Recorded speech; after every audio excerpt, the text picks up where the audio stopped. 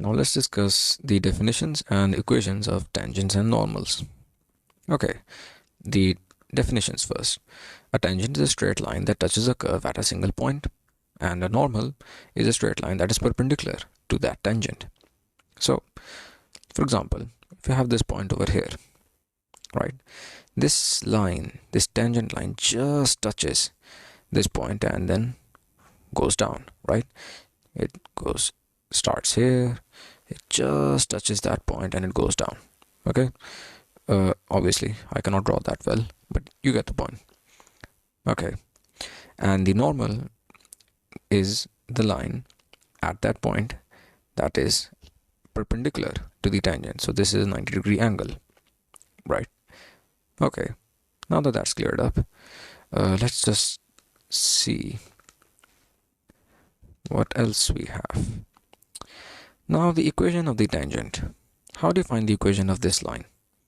Well, this y naught is basically the y value at that point, right? So it's this y value, this is y naught, and this x naught is the x value at that point. So this is x naught, right? Okay, you can just insert those values in, but what is this?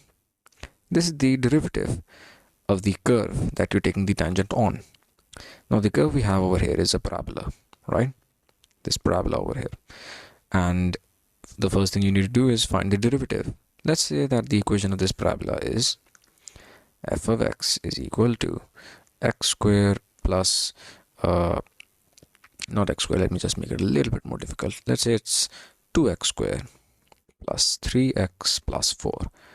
Now the derivative of this equation would be 2x raised to the power 2 minus 1 into this power, so 2, right, plus 3x raised to the power 1 minus 1, you just subtract 1 from all the powers of x, into this power again, the power of x over here, which is 1, right? So into 1, plus 0. A constant becomes a 0 in case of a derivative, okay, because it has no variable with it. Okay, so this results in 4x plus 3.